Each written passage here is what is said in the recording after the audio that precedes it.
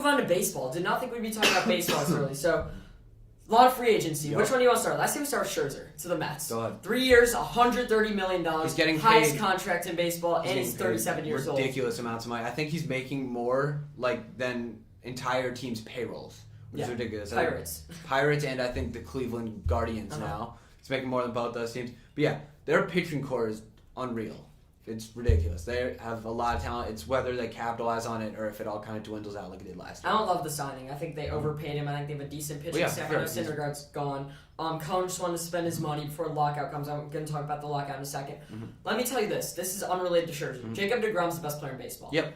We're forgetting that last June we were saying he's MVP as a pitcher. Yeah. This pitching staff's going to be dominant if DeGrom can be healthy regardless of Scherzer's effect. The two is interesting. He was good in the playoffs. Last thing we heard out of Scherzer, my arm is dead. Yep. I do not like paying a 37-year-old pitcher for 3 years. Whatever, let it be. Other pitcher, Robbie Ray, reigning AL Cy Young champ. We didn't talk about the award winner. To Seattle, what do you think? I mean, Seattle isn't a great team. I mean, they were 97-2 last year, so they were all right. They were surprising. I think that he could potentially get them a couple more games, but I don't think it's the biggest signing in the world per se. I think it's a huge signing. Just won AL Cy Young. If you see any other Cy Young winners go to huge deals just because Robbie Ray's name value. The AL West, the most interesting division right now in all the signings. We'll talk about the Rangers just next.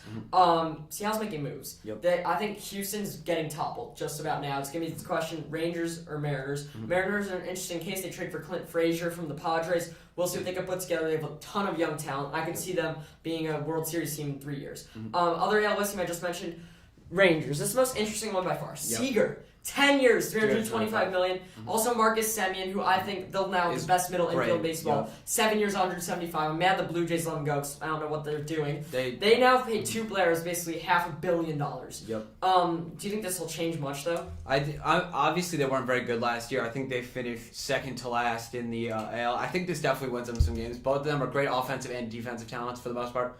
I'd say that Seager's great offensively, and Semien was honestly looking like one of the best players in baseball last year. Yeah, I think you're undervaluing this. I think this makes this Rangers great. I think Semien can be an MVP, and I think Seager's still so young, it's going to be weird not seeing him in a Dodgers uniform. I don't think they have much else. Their pitching's horrendous. They're not going to be able to compete now. This is a core that they start building around to slowly can start winning titles. I know it's very not like it because there's free agent signings, but I can see this being their Bryant Rizzo.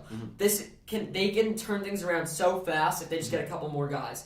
Last signing I want to talk about is Detroit. Your least favorite player. Javi. Let me talk about Javi. Go ahead. Terrible signing. He is a negative to the team. You saw what he did in New York. He basically single-handedly brought down that franchise. He led the MLB in strikeouts last year, and he's done it seemingly every year. Yes, he hits home runs. He makes this Tigers team worse, and it's already a bad team. Tigers fans thinking they signed Javi is the start of the rebuild. This is going to make them go backwards because he's not a young guy that starts everything to go. He's going to be a waste of money. He's going to bring them down, and they're just going to have to do a full new rebuild. Yes, they have prospects. They got to stop relying on Miguel Cabrera to be out their whole offense. They still have Jonathan Schoop.